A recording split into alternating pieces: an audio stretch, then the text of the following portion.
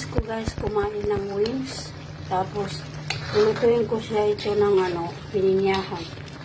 Hindi ko napakita kung paano ko ginisa. Ginisa ko lang naman ito ng bawang, tomato, sibuyas, tapos may carrots. Siyempre yung tubig ng pineapple ay inibabad ko yung manok na ito.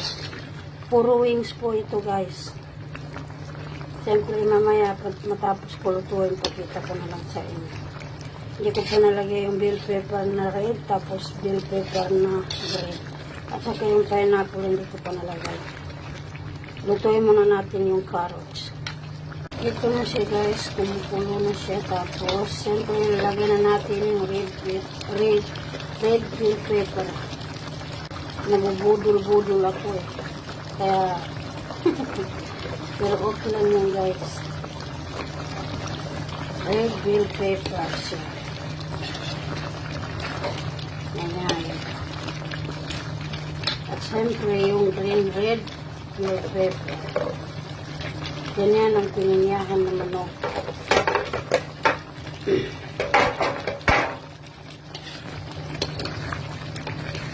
Ilagyan natin sa last yung pineapple.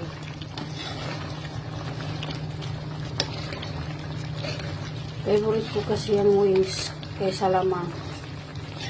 Yung laman kasi, ay nako, nakakasawa na yung laman ng manok. At least ito mayroong mga buto-buto.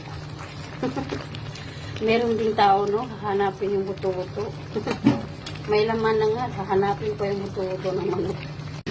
So, ito na guys.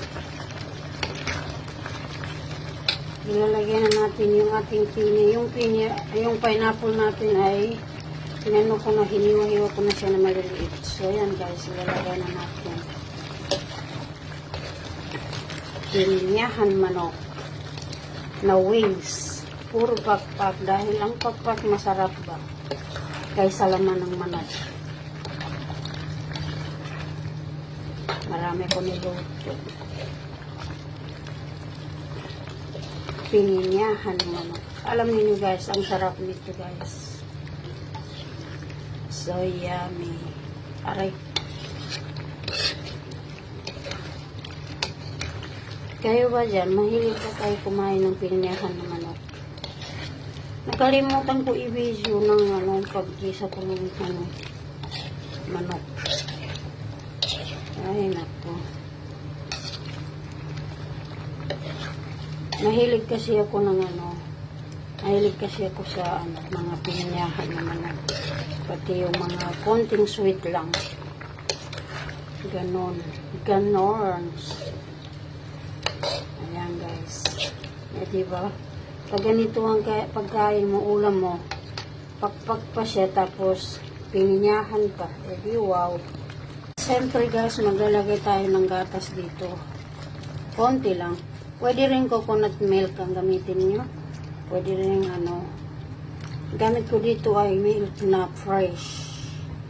Fresh milk. Sana all my fresh milk.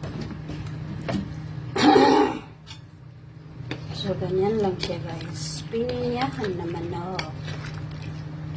Pwede yung coconut. Masarap din yung coconut na ang gagamitin dito kaysa gatas. Pero ako gamit ko fresh milk lang. Tama na yung ganon. Ayan. Masarap na po yan.